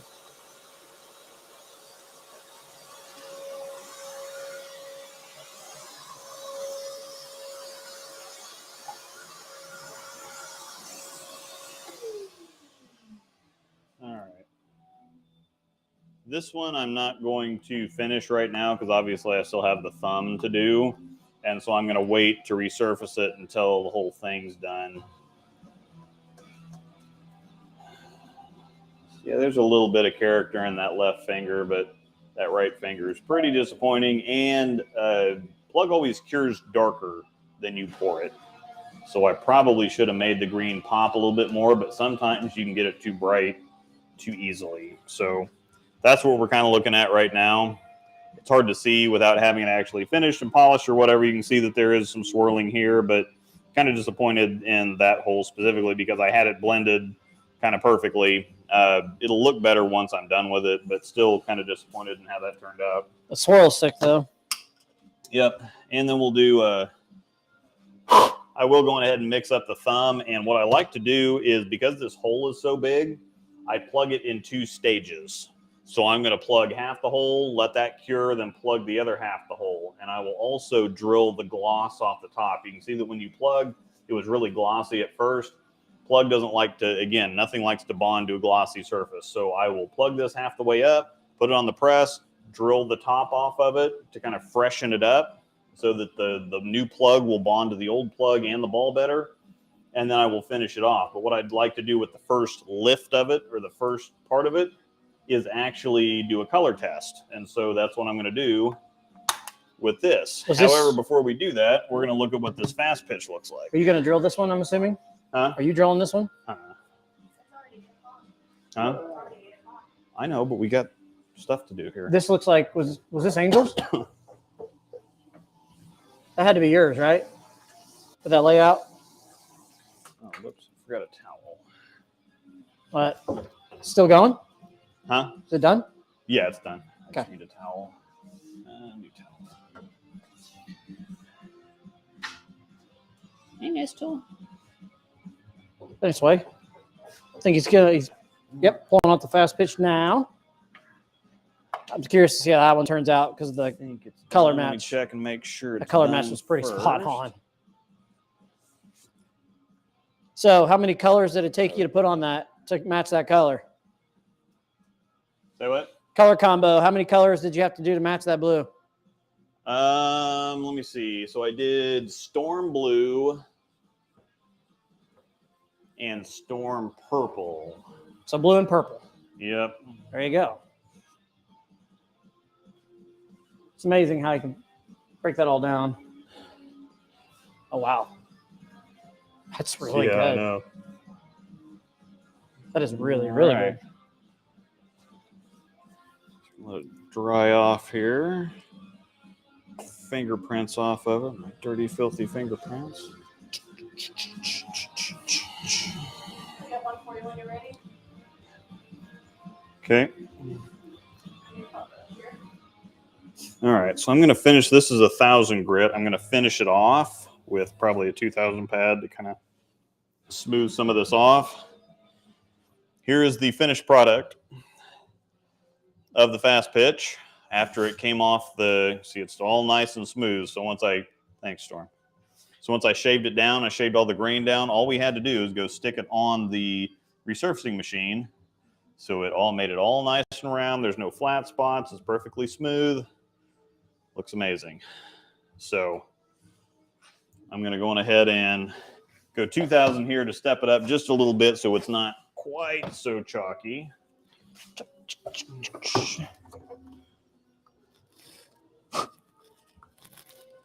3,000, 4,000, 1,000. That's an old 1,000 pad, but that's not what I'm looking for. 1,000, 3,000. It did turn out pretty good. Yeah, Let's see where your track area is, but not sure if I have a 2,000 pad over here. I'll use an old 1,000 if I have. I swore I saw 2,000 over there the other day when I was. Yeah, well, I used that for these are all 500s. Slap 500 on that bad boy. Yeah. Let me get this out of your way. Why are you bad? Sorry. No. I know you're talking to the dog. Not you, Mama. I was talking about the dog. Oh. Ready for this question? Yeah. Okay. Mm. Am I supposed to read it? What are some bad underhanded tactics you've seen in the pro shop world just to sell balls or to make money? Oh, okay, that's a great question. Again, one of the tactics is resetting the collar on this bit. They all come out of the factory at the same depth or the same length. So you should be able to go from shop to shop to shop and have them drill you a switch grip and it all be perfect. They will change. You can actually change the collar depth with this little Allen screw. You can change the collar depth so that they have to come to your shop to get it done right. That's number one. Number two, if they've had a ball in there for a while, number one, they'll probably try to mark it down. Number two, that'll all of a sudden be when you come in looking, well, I need a ball. What do you have for me? Get my face back in here. Not that anybody wants to look at my face. Hey, there you are. But they will try to sell you on something that they're trying to get off the wall or out of the shop.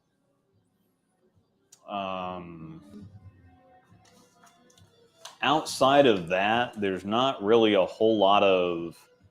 They'll try to cut corners or try to make things seem more important than they are. Or they'll try to bundle. They'll try to throw in like a set of grips or something. Grips cost like $1 a piece. My favorite are drill sheets. Slugs are not that expensive. And yeah, the drill sheets, your measurements are proprietary information. But if this is one thing, if your shop doesn't want to give your measurements out, or if they want to make you buy your fit sheet, there are tools that we can use to copy a fit. And so number one, if your pro shop doesn't want to hand them out, no big deal. If you take a bowling ball to another shop and they can't copy it, they suck.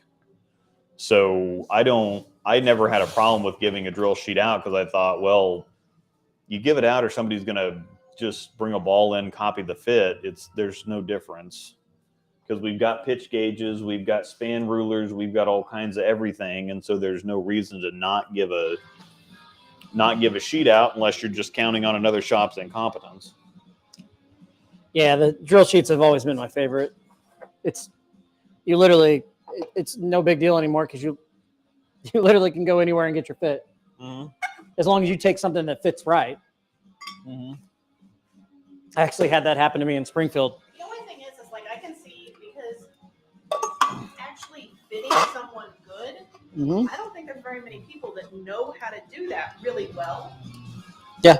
Yeah. So it's like going to a bakery or a chef or something, and you're paying for their knowledge and their skill. Right. Yeah, you're paying for their expertise, but you can get something fit somewhere, and then somebody else just goes and copies it. Mm-hmm.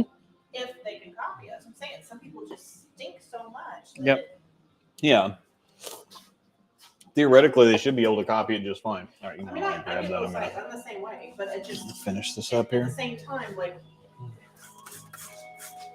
No, I get it. Yeah. I actually had that happen to me in Springfield one year. Guy drilled a ball for me and it fit really, really well. I didn't have my measurements with me. I needed something real quick. I said, "Hey, can I take a picture of that?" So I have my fit. I don't live here. I live 3 hours away. No, I can't do that. And I said, "Dude, I live 3 hours away. Come on now." I bought a ball here once, and I'm here once a year. It was the IQ Tour Solid I have because the guy he absolutely nailed it. It was perfect, which I think was the first measurement you took off a ball for me. Yeah. Was that IQ Tour Solid. Pretty sure it was anyway. Could be wrong. Luke's been drilling for me for a while now, and it's hard to go anywhere else. I mean, dude does so good. Yeah. Once again, I'm not a garage pro shop. I drill for me and Angel and Jonathan and Trevor. That's it.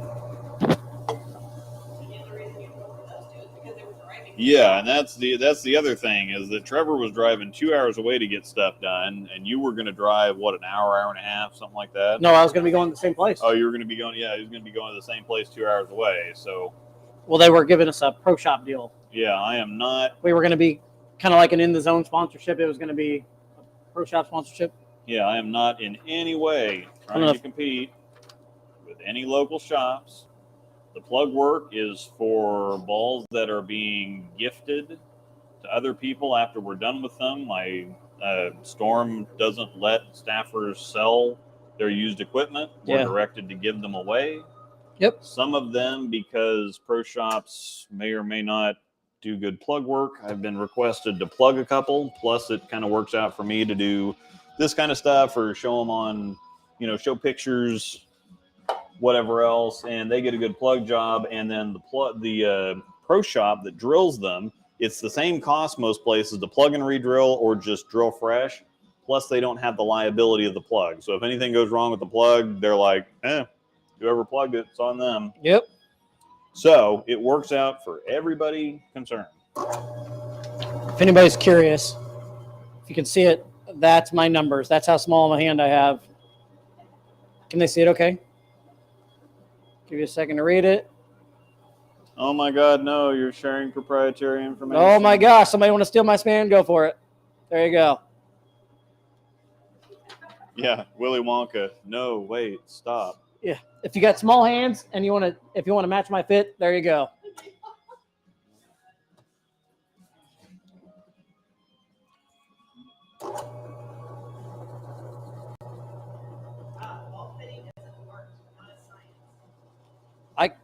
You know what? I agree with that. It is an art because not everybody can do it. No, that is very true. Some can do it good, but there few can do it like just amazing.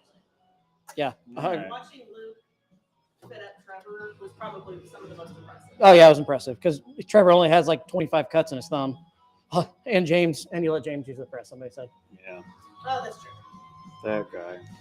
James steals my sleeves. All right. He did buy good drink though. Finished product. I know I got to give him crap though. Oh, okay. Fast pitch, completely done.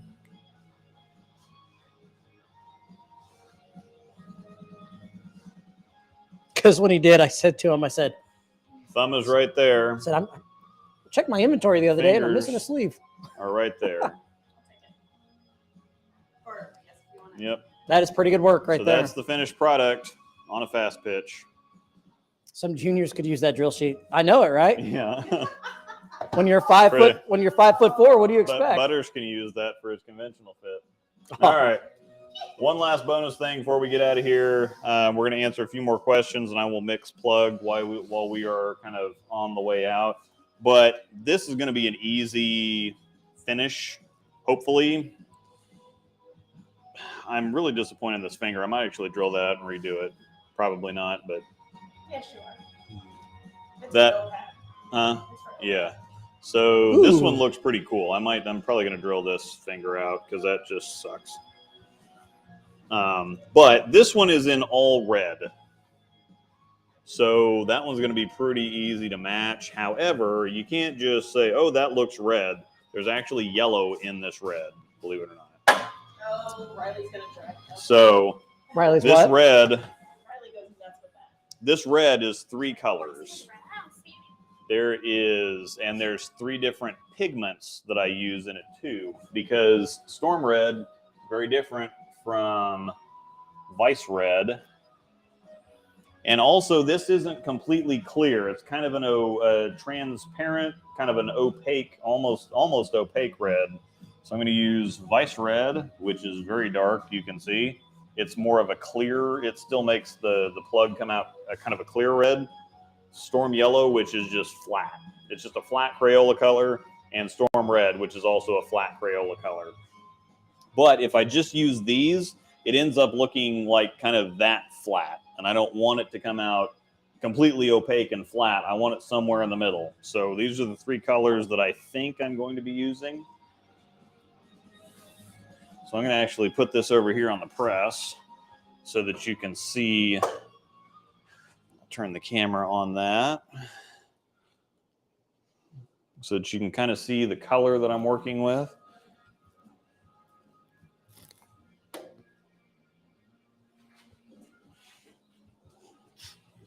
And, all right. What we got? Mega Man. No, we don't want Mega Man 10. That turned out really, really good. We want want pretty awesome. Mega Man X2. Pretty awesome. There we go. You're a thing. So share some pro shop mishaps, either that you have done or others have done. The biggest one is forgetting to reset the pitches before cutting off a slug or a switch grip, because it has to be at 0. You can see over here to cut things off. Now, if you have pitches on there, it's going to be one way or the other. And so when you're drilling straight down and you're, cutting something off, this is contoured to the bowling ball. However, if you have some pitch in there, then all of a sudden you get this kind of thing, and you actually gouge the living crap out of the ball. Some other ones are, there's a tight fit for the thumb most of the time. And so I'll turn this just a little bit so you can see what I'm doing over here. I got a good one when you're done with that. That happened to me. So sometimes you can get the slug stuck. You go to drive it and you get it halfway down and it gets stuck. And so you have to cut off the bit or you have to cut off the top and then drill the slug out and then put a new slug in. That really sucks. What's the other thing? What you got, Jonathan? So you probably heard the story. I walked into a shop one time, was planning on buying a ball. And I did buy that ball, but I worked a deal with the shop operator at the time. I don't know if he was the manager or what he was, but I said, okay, if I buy this ball, I found a Marvel Pearl still there. And it just happened to be sitting somewhere behind another box. And I said, if I buy that ball, will you cut me a deal on that Marvel Pearl? Because I really wanted a Marvel Pearl. No, it was not the OG Marvel Pearl. Anyways, they only had one Marvel Pearl left. That's all they had left. And throw them both up there. He cut me a good deal. And lays them out, everything like that. Okay, it'll be done. I'll come get you when it gets done. I go in there and put my hand on the ball. And he goes, how's it feel? And my hands literally stretched like this. And come to find out, it was 1.5 inches too long. Yeah. So I was not real thrilled about that.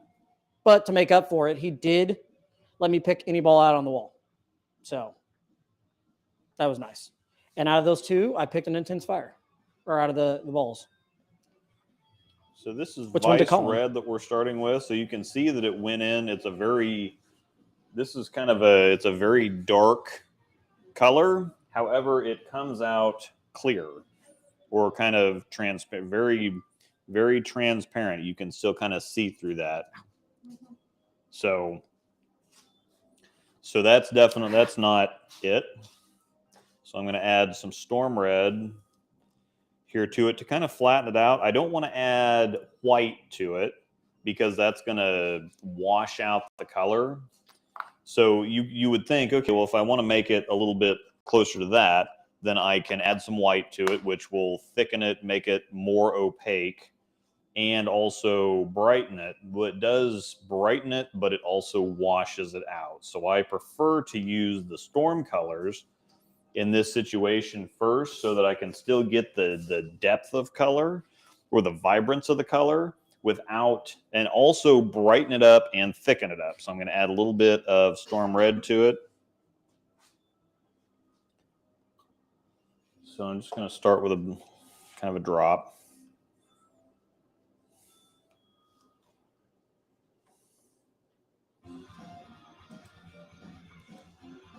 So you can see already it's brightened it up quite a bit. Somebody said he missed by 1.5 inches. Yeah, so what happened is he actually ended up putting he drilled the guy's ball before me, and he actually put his span and everything on my ball. Wow. That's what ended up happening. And needless to say, I was pretty pissed. Sometimes I have also, if it's like, most of the time when you're drilling a normal span, it's 4 inches and something. So when I've drilled something for like, that's under that. Sometimes I will go like for yours, that's 3 and 5/8. Yeah. I will just automatically measure 4 and 5/8. Yeah. Because I'm just so used to measuring 4. All right, this isn't bad. It's a little bright though. Little hands don't care. So it's a little bright. You can see that this is brighter than the color of the ball. Almost like orange. Yeah. So and this is the thing. So a little bit too much storm red. Like I said, this makes it really vibrant. However, it's too bright now. So what I'm going to do is I'm going to go back and I'm going to add more Vice red. Add kind of a couple drops there. This will once again darken it, but still maintain kind of the color profile. Oh. And occasionally I dump a cup. If I add too much of one color, I think, okay, well, this color's in it and it doesn't end up working out. I might have added too much storm red, so I'll just dump the cup and redo it. But I'll obviously use what I have learned. See, that's darkened it up quite a bit. It's a little vibrant, though, so I might add just a little bit more. Because on something like this, on this dark of a color, this kind of dark and drab color here, I definitely don't want the plug to come out too dark or too light. I want it to come out too dark, if anything. So if I don't think I'm going to match it perfectly, I will err on the side of dark. Could you add green to it? No. So, Justin, to answer that question, I won't name names, but did he end up trying to sell the Marble Pearl to the other guy since it's got his measurements? No, he actually ended up selling it to a guy that happened to be in the shop while I was standing in there, already really pissed off. Yeah. And the guy comes up and says, I'll buy it for half price. And he sold it to him for half price right there while I was standing there. So I not only paid for the ball, but they got another half price out of that ball. Yep. Needless to say, I was not very happy. Granted, I did get to pick a ball off the wall. But it wasn't the ball that you went in there to It wasn't the ball that I wanted to buy. If it were me, I would have taken the ball home and had someone else fix it. I thought about it, but when he gave me an opportunity, he goes, just pick out whatever you want on the wall. I'm like, all right. I had an Intense at the time. So I'm like, all right, let's try the Intense Fire. So I grabbed the Intense Fire. I'm still kicking myself because they had a physics on the wall, and I should have grabbed the physics. Did you consider it at the time? What's that? Did you consider it? No, I didn't even think about it. It was pretty hot. Oh. So we're pretty close here. This color's still a little vibrant, and this doesn't really make that big of a difference since this is just going to be the first layer down the bottom of the hole. I'm just seeing what I need to do here. So what I'm going to do next time, instead of, I'm probably just going to add a half a drop of the Storm Red, because that one drop completely changed the way that it looked. Looks good. Yeah, the part that still fries me out over that is the guy made twice the money off that one ball. Wouldn't say twice the money, but made even more money than he would have anyways. So he actually came out ahead. Yeah, because he would have just sold the one ball to you, and that would have been it. Yep. Well, he lost 2 balls, though, because he lost the Marble Pearl and the Intense Fire. So, yeah, he sold one for half price, but... All right, this is really close. So I'm probably going to pour that. So next time what I'll do is I will probably just... And this was the simple one. But it just for illustration purposes, because it's just red. I'm going to go ahead and pour this, and just for future reference, I'll probably add another drop or 2 of the Vice Red to begin with, and then add Storm Red, just a half a drop of that after the fact. I also use these really small, thin stirring sticks, because that way you don't get bubbles. So I'm going to show you if you can... Oh, Storm You want me to get it? No, I just need him to get out of the way. So you're on top of it. You can see that there's really not any bubbles in here, because most of the time they use popsicle sticks. That adds a lot of bubbles. And so I use these little thin stirring sticks so I can make sure that I get a good stir, and so I don't have to go really crazy slow, but without getting the bubbles in there. So I'm just going to scrape the stuff off the sides here.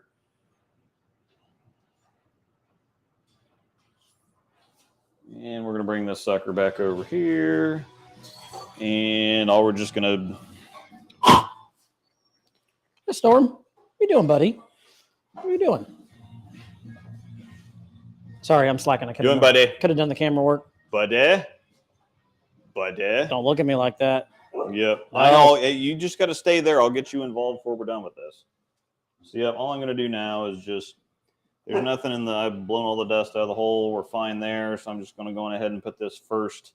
And this actually looks... In this light over here, this looks quite a bit brighter.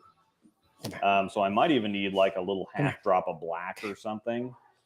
This is still really a really vibrant color, and this is a little drab, so I kind of want to kill the vibrance a little bit. So I probably will add just the slightest, tiniest drop of black once I actually finish this off on the top. But I'm going to go ahead and pour this for now. Hope you guys have enjoyed this special edition, we could say, for the Breakdown Pair Shop Edition. Don't let him out. I'm going to get to let Luke share his expertise. I'm going to finish off the video with him here first. Oh, that's rough, man. Yeah, Luke had this idea last night, and it was a pretty good idea. Something different to do. We didn't have a topic for the week, so we thought, why don't we just play around in the garage? Is that better? Yeah.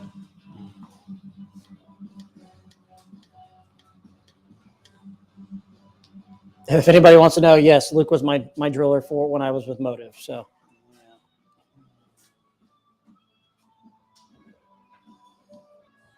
he got to see all the new toys before they came out. Yeah.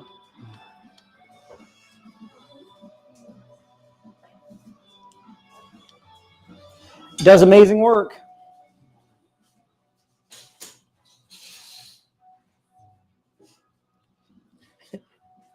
We've had several beer drinking and ball drilling sessions. Yes. And mixed in with some brunch and everything else, which we need to do, by the way. I'm kind of craving.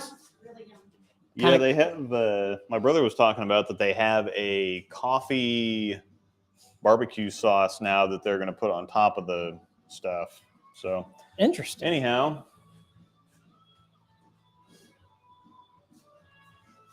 Actually. Puppy dogs. Uh-oh. Mistle dog. Oh, well, if you're going to do all of them here. Come here, Mistle.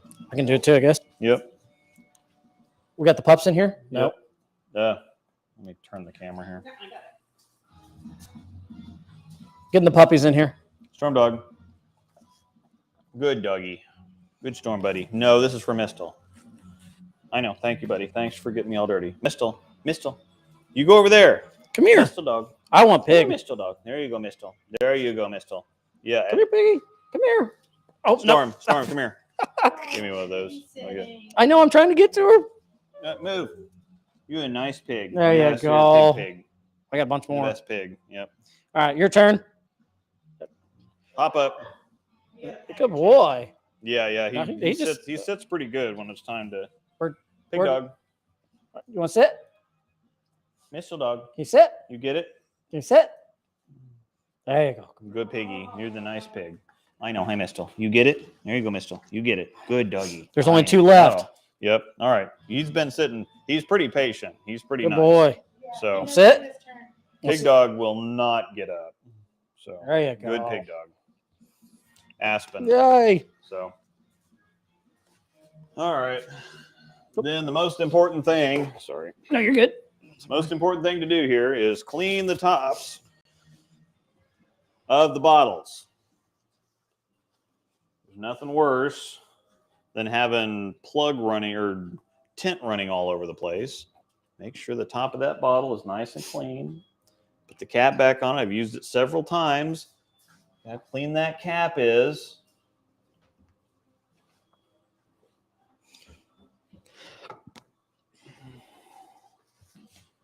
Get the top of the Storm bottle.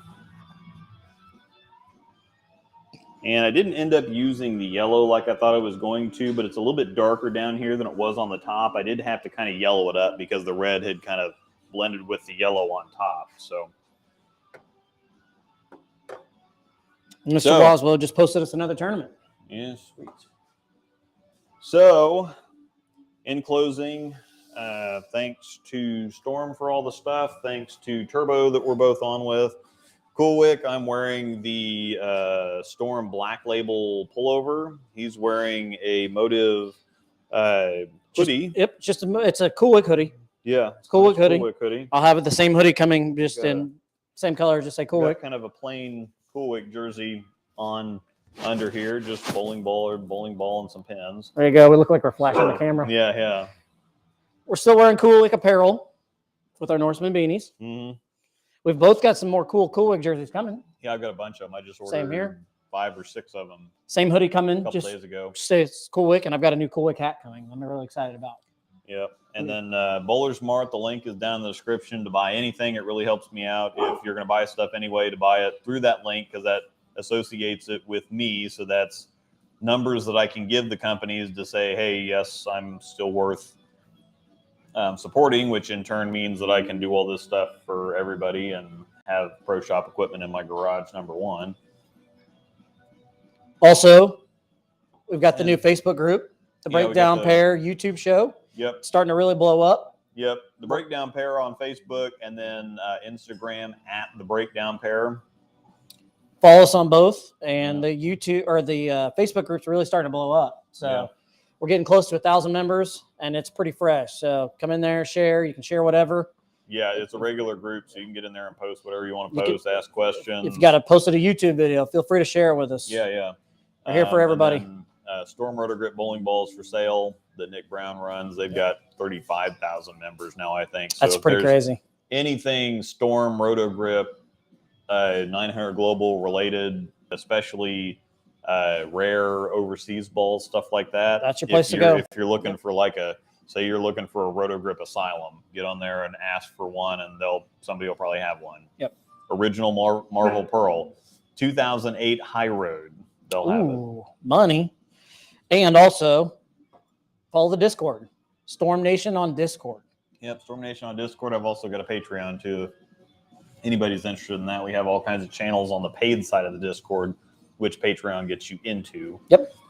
It's $5 a month, and if you sign up now, you've got a few days left. You got about a week left before they start charging cards, so you get a free preview, or just wait until the 5th of March, or the 6th of March rather, to sign up, and you get a whole month for free to kind of preview it. Yep. I'm sure most of you are familiar with Discord, but if you're not, we talk bowling all day, every day, and then some other stuff. So yeah, we have 15 channels in there. We have a cooking channel, we have a Motive channel, we have a Brunswick channel. Yep.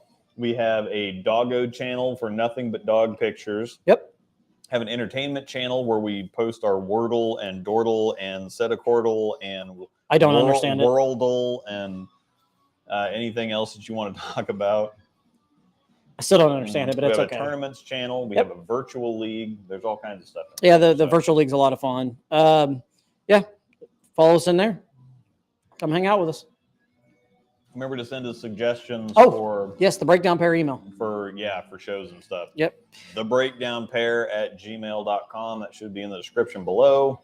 I think that's all we have. We do need to work back on coaching too. So feel free to still send us some coaching videos. Coaching videos. If you need any help with anything, just send us something. We can put it up on the screen and talk about what's going on. With the new software, it actually makes it really easy. So yep. We did all kinds of things tonight. Jonathan got a new Hyroad, cleaned my Idol Helios up. We cut some plug. We finished this fast pitch up. That's one of the best ones that's come out. It's one of my favorite ones that I've done. And most important, we drank some beer. Yeah, definitely. This is the Breakdown Pair. Yep. I'm going to go get a snack. We'll see you guys Wednesday next week, 6:30 p.m. Central Time.